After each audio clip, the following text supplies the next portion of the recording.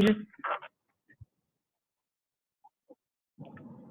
so since we can't, yeah, let's just skip the meeting minutes and let's just go into the update. So, you're on, Kim. All right. Brian, do you want to talk about the stakeholders process? I got it. Okay. Once we received the final state plan, we put together our own little plan for doing local stakeholder outreach. We came up with the idea of doing 5 regional meetings in person where we would invite whomever wished to come to kind of go over the state plan, and then a couple webinars. So we've been implementing that strategy this month. We held our first meeting in Rifle on the 4th, I want to say. We were in Fort Morgan, when was that? Tuesday. 2 days ago. And you did a webinar. And we did a webinar last week as well. So we're kind of halfway through. And all those are on our YouTube channel, video demand, if they want to go back and look at it. Excellent. Thank you, Ed. So really what these are is just us walking through the state plan. We're kind of, we can't walk through the actual state plan portal because some of the folks in the room have not signed the terms and conditions. So what we've done is really just create a high-level overview of the proposed solution from elements we can share from the public portal that's out there. So I think that they've gone very well. We've been working with AT&T and other input to kind of refine them from the first one. I think the Rifle meeting, we had about 50 people between in person and on the phone. The webinar we had, I think we had 15, 20? 10. Okay, 10. I think we have about 10 people webinar. And then we had another about 15 to 20 last on Tuesday in Fort Morgan. So we have a few more scheduled. We will be, we're doing one here in the metropolitan area on Tuesday for kind of the north central region. And then we're in Southport next Thursday for the southwest region, and then Pueblo on Friday for kind of the south central region. And that will wrap things up. So that's kind of what we've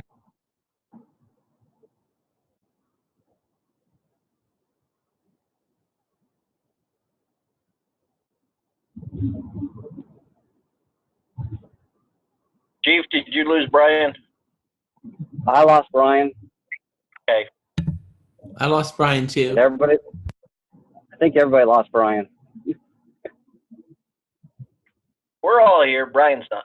I didn't. Oh, now we're getting feedback. I think OIT's having technical difficulties.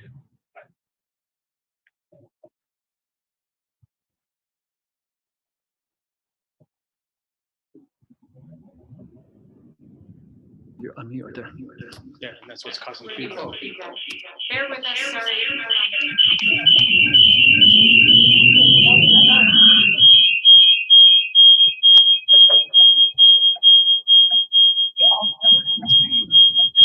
Yeah, I know, but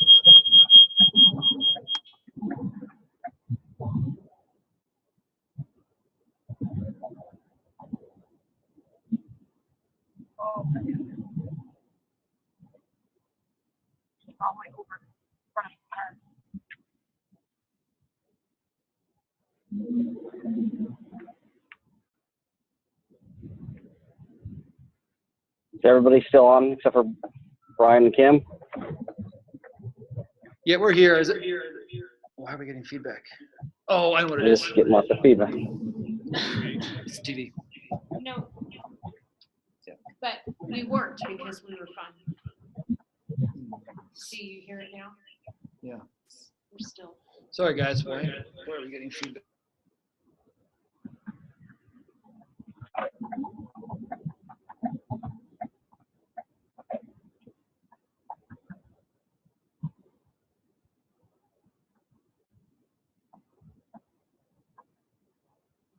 Hello?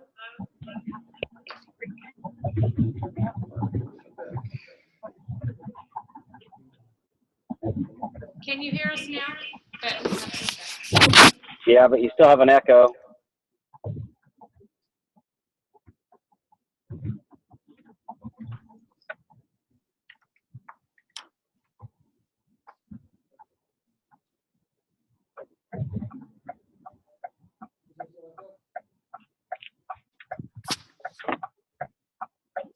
Can you guys hear us? Yeah, but you sound really far away now, Brian.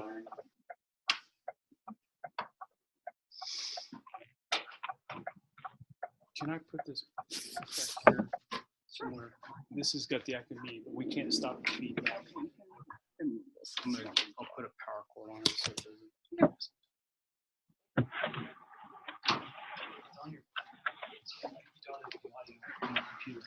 So we can hear you.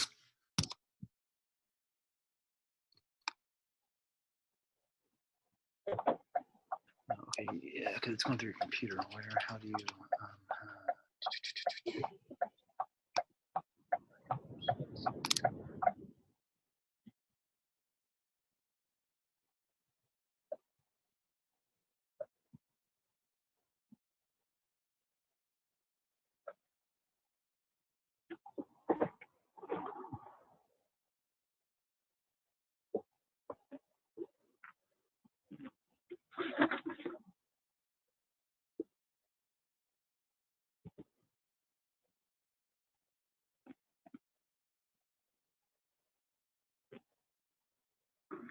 Can everyone hear us now?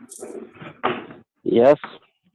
Okay, sorry about that, guys. We had some strange echo going on here. Oh, we're in different rooms. So, okay, so did everyone hear about the basically the completion of our outreach events and what we planned? Is there any questions on that? Nope. Thanks, Brian. Okay, cool. So the other thing we want to share is that we've with Signals helped finalize the regional agency recommendation packet. That will be going out via our newsletter by tomorrow at the latest. And that will include a deck of publicly available information and then a document that an agency can choose to submit or not to the governing body about answering 2 questions based on what we know from the state plan public information today. Would an agency be willing to make a recommendation to the governor and the governing body? And then at some point during the next 5 years, based on what they know, would an agency consider adopting? And so that we will seek input on over the next few weeks. We aren't going to tie it to any artificial deadline. I'm just hoping that agencies at this point would consider submitting that likely before mid to late November. There is a deadline, obviously, of December 28th. So, but we expect the governor to have made a decision likely before then. The October 30th governing body and SPP users meeting, did you get any feedback on how public that's going to be or anything? So No. Okay. All right.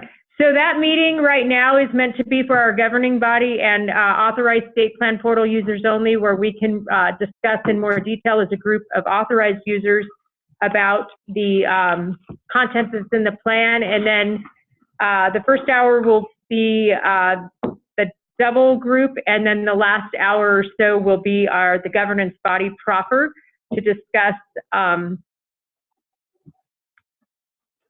what they might recommend to Tony and Brian, who would then go back to the governor in terms of where we are in the process. It's not the official recommendation for the governance group. It's really just a touch-base conversation. For the governance body people who attend in person, we will be providing lunch because we'll be working through the lunch hour. And then that is going to be held at a location that Chief Tate has arranged for us. And I'll be sharing that information and the RSVP information within the next day or 2. So any questions on that? Okay. The state assumed RAND planning update. Our scoring committee met last week and scored the RFP submissions. Remember, we had 2 from Rivada and Macquarie. They were not ready to make a recommendation at this point, so the RFP process is still open, and our hope is that we'll be able to provide a general update to the governing body at that meeting on the 30th. Just know that we continue to be in discussions with all of the bidders who've participated to date as well. And we can't we have to be intentionally vague because of the state procurement rules. Any questions on that? All right. The working groups, they continue to meet, the business plan and technical groups, and we've been working with them to vet documents and get their input on things. So they will be groups that we will be targeting as we send all of these checklists out as well, but it'll go via the newsletter too. And then the projects are really just tied up in everything else that we've been doing. Our focus with Signals has been simply on getting all of the tools ready, including an agency cost calculator that they could consider using to look at high-level costs associated with migrating. But then we've also caveated that AT&T is happy to help agencies determine those migration costs as well. So agencies will have multiple options to look at that as they have internal discussions and wait for a decision to be made in the next few months by the governor. That's a very quick FirstNet update for you. That was quick. Yeah, the key thing is to keep in mind that we will be following up with a placeholder for this December 30th discussion, which is, again, targeted at SPP users and then at the governance body specifically. So watch for details on that. Any other questions? Okay. All right, we'll move on to Ed, which I imagine most of yours is still the same stuff Brian had. Yeah, it is. All I was going to do is fill in just a little more detail. Start with something that is just nice to know. We will actually have we'll have another training opportunity on December the 6th, and that'll be at the West Metro Training Facility. And this is the same kind of training that the email from Signals Analytics came in and did. He's done some updates, so if you've already heard it, it would be either a good event for you to come in person or to phone in on. And you know, it's been about a good year, maybe year and a half since we've had those trainings. So with the updates, there's some new information, and we had a lively discussion with some first responders. So I encourage you, come check that out on December 6th. We'll have that in the newsletter. So Kim's already made a Eventbrite event, so just click and reserve your spot, and we'd love to see you on the 6th. Then also, as Brian was talking about, we have 3 regional events that are left, and so the one in the Denver metro area is, I'm sorry, that's going to be at the West Metro Training Facility, and that's at 3535 South Kipling Street in Lakewood. And then that following week, if you are in the area of either South Fork or in the Southwest, it's kind of a combination between the Southwest and SLV. That'll be at the Rio Grande Club and Resort in South Fork, Colorado. That's going to be from 1 to 3. Now, most of our meetings have been from 10 to 12, but just because of travel and some other things, this was actually the best time that worked out for the folks out there. Most of them have to work 2 and 3 jobs. So join us for that. And again, we're going to be sending out another link in this email that Kim was talking about that'll either go out today, probably tomorrow, and so you can sign up there. And then our last meeting, that'll be a face-to-face, and the last meeting in general will be in Pueblo, and that's at 101 West 10th Street. That's the EOC, or the Sheriff's Department. And again, there's links, so if you'll just reserve your spot, we'll send you an invitation. And you know, everything else is going as it has been. We're still out there engaging folks, especially in the areas of our special groups that we've been in front of. And so anyway, I'm going to leave it there, Chief, unless somebody has a specific question. All right, hearing none, we'll move on to, is Joel on for AdCom? Not that I'm aware of. All right, we'll skip AdCom. Legal issues. Brian? Yeah, so as part of the process, we requested from FirstNet what's called the SMLA, the Spectrum Management Lease Agreement, essentially the lease. In the event that the state were to opt out, what the lease would look like with FirstNet. We requested that a couple weeks ago and received it maybe about 10 days ago or so, or last week. It's an interesting document. I'll leave it at that. Right now, we can only share it within our internal team and with the AG's office. The AG's office is reviewing it, as well as the Special Attorney General, Ken Feldman, and his associate, Brandon Dittman. We do have a call with FirstNet next Wednesday to go over the lease and some of the provisions. It's really not the full lease. It's a summary of the lease, essentially. It does contain the proposed lease payments to FirstNet over the 25 years. It has some disincentive payments if we don't make certain adoption goals. It has those adoption goals. And then it also has what's called an early termination fee that would, we're still kind of trying to figure out what that means. As I mentioned, it's an interesting document. So hopefully we'll have some more information after our call on Wednesday, and the AGs have had a full, a chance to really go through it. Ken and Brandon just started going through it this week, and Leanne just started going through it herself, and Aaron at the AG's office. So hopefully we'll have that full review. We will probably, one of the issues we will discuss with them as well on Wednesday is sharing the lease document with the greater audience, i.e. the governing body, so that you guys can see kind of what that looks like, because it is a big issue in terms of if we were to opt out, what that means. So we are reviewing that. Only a certain number of states have it. I believe there's probably a handful, 6 or so states that have requested it and received it. There's been a couple articles written about it. So yeah, feel free to reach out if you have any more questions. Reach out to Kim or myself directly, and we can chat through that. All right, great. So old business, SLGP grant. Yeah, so the grant, I'm sorry, go ahead, Chief. No, that's fine. I was just making sure it was you. The grant, the notice of funding opportunity was published a couple weeks ago. Our team right now is working on 2 budgets, a grant budget in the case of an opt-in and a grant budget in the case of an opt-out, because either way the grant is available to states in their entire, or regardless of the decision, and it'll be a 2-year cycle from March 1st of 2018 through February 29th of 2020.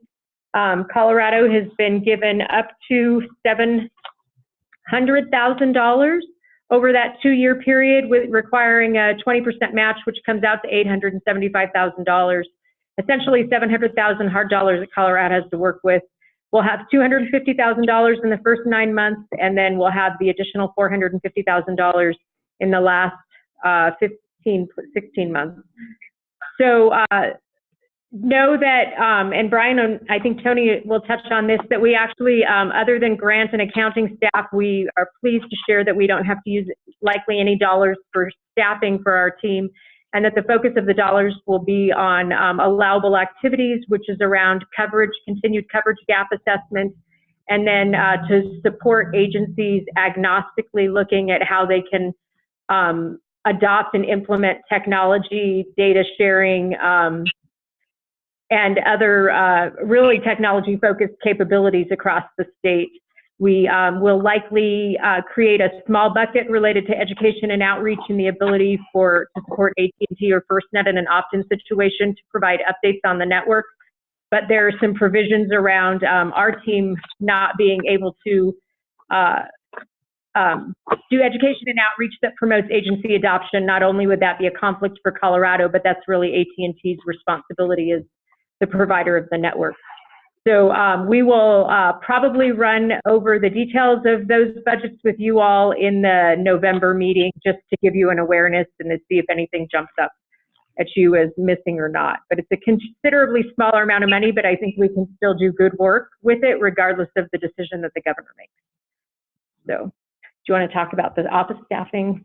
Yeah, so we talked before. I've been working through OIT, the budget process here at the state and the executive branch, to continue the funding. Ed and Sarah's positions are funded through the SLGP 1.0 grant, which expires at the end of February.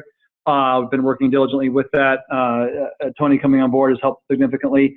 And from the conversations we've had, so it made it past the OSPB, initial Office of State Planning and Budgeting process, which essentially means the governor has blessed this and said, yes, this is a priority for me in my budget. And it now is in the hands of the JBC, which I'm sure everyone's familiar with that. We have met with the JBC staff and talking through them with what we're looking at doing with these positions, either in an opt-in or an opt-out scenario. And I think I'm cautiously optimistic that between the OSPB support and the JBC meetings, that I think Sarah and Ed's position, we will get that funding. So we will have Sarah and Ed as permanently funded employees here at OIT to continue through the process, as I mentioned, either in an opt-in or an opt-out scenario.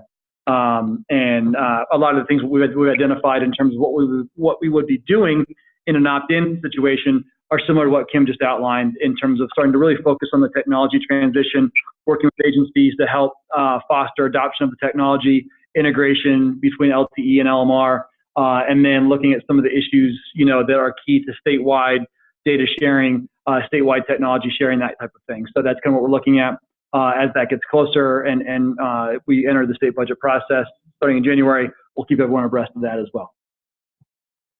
Great. Awesome. We're going to need people. The last thing I wanted to let you all know is that I will be out on maternity leave starting around Veterans Day, and I'll be out through mid-February. Sarah and Ed and Brian will just be assuming, we'll be divvying up responsibilities. Programmatically, Sarah will be a first point of contact just for general stuff. Obviously, Brian is the lead on the program, and then Ed continues for outreach and education, and that will be included my out of office. And then I'll be back to work in February. So. And the Gulliver, she really doesn't care what happens in November, December, and January. I'll be a little busy. She said she's going to be busy. Come on. All righty. Anybody have any general questions, discussion? Chief, I do have one new business that just came to my attention literally as I was walking down here, if you don't mind. Nope, so, go ahead. I received a letter, and I forwarded this, Chief, to you and Bob from Club 20, and I'll summarize it. But basically, Club 20 is stating that they understand that this decision and this whole FirstNet process is very important to the state, and especially in Western Colorado. And they cite three key elements that Western Colorado is of keen interest to them, which is adequate coverage for counties in the Club 20 region, reliable coverage on our federal land, providing improved public safety for those accessing these popular areas, and ensuring compatibility with existing networks. So what they are asking is the final couple sentences say, because of the concerns and others, Club 20 respectfully requests a greater involvement in the decision-making process. Club 20 is willing and ready to send one or more representatives to meet with the FirstNet Colorado governing body to enhance the decision-making process from a West Slope rural viewpoint. So given that, I guess I would just throw that out. How do we want, I've had a couple conversations with the staff there at Club 20. I think honestly they're just interested. I think they, we've been working a lot with the public safety jurisdictions and CML and CCI, and I think this group, has been kind of on the cursory edges of it, but I think they're understanding the significance of it. So I honestly think they're very interested in making sure that their voice is heard. So I guess I would throw that out to the governing body of how we want to address them and how we want to handle that. One of the things I'll throw out, and this is what we've talked with both the HSAC and the PSDS, is providing them a detailed debrief. And, we've committed to, we'll come out with them and sit down for a couple hours and just walk through everything in detail. We'd probably have to predicate that on that everyone would have access to the private portal, and that we'd really do a dive through that. So that's something I can offer up to them that will come out maybe that week of, let's pull up the calendar here, maybe the week of November 6th, we could come out over there and do a presentation. So I can offer that. And then, but the other question would be, would the governing body be comfortable with having some of their folks come down, like for that meeting on the 30th, to discuss. I guess I can see both ways. One, that they are an important voice in the Western Slope, and I think they'd add some value. But I guess I'm a little leery of opening up the floodgates, so to speak. So I guess that's just those are some of my thoughts. So I'll throw that out to the governing body for discussion. So my suggestion would be for the 30th anyways, is if they want to put something together to distribute to the governing body for the 30th that we can review, detailing their concerns, we would review that. But I don't know that we want to just invite everybody to that meeting on the 30th, because even if you get a hold of a bunch of people, there's always going to be somebody we miss. Somebody's going to feel left out, feel like they weren't treated the same, that other people got special access or got to have their say and other people didn't. I think what we could do is put it out to them and anybody else that wants to submit anything, in writing to the board for the 30th, that we would review any comments or any affected user groups on that meeting at the 30th. But they need to submit something. That would be my suggestion, Brian. So the only problem I see with that is we are going to have absolutely no capacity to get out and really sit down with them and review the state plan and what the opt-out looks like by the 30th, simply because we're now the 19th.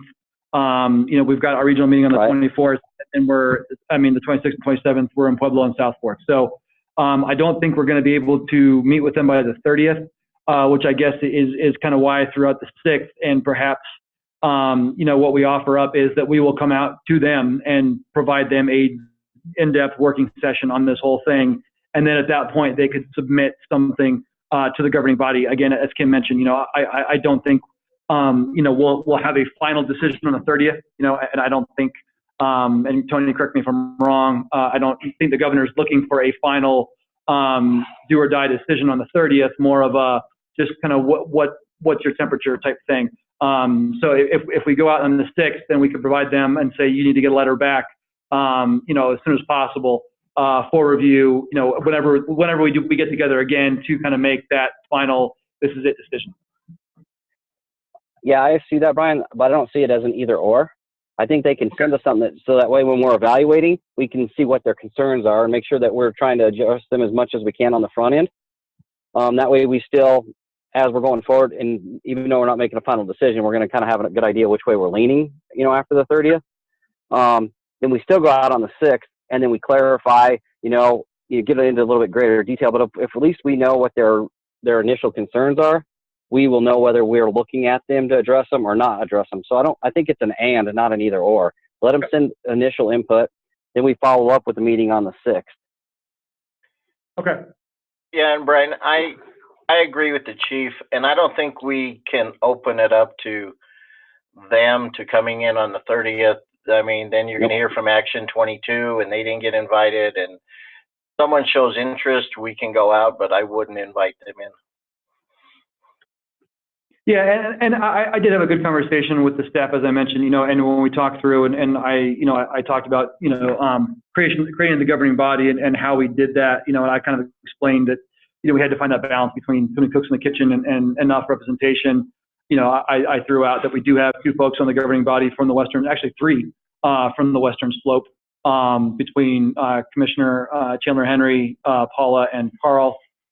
Which, they did acknowledge that. So I think we got a good conversation. So I think they're understanding of, why we're doing what we're doing and how we're doing it. And I think they're supportive. To your point, I think they just, as always, they want to look out for their jurisdictions, which is good.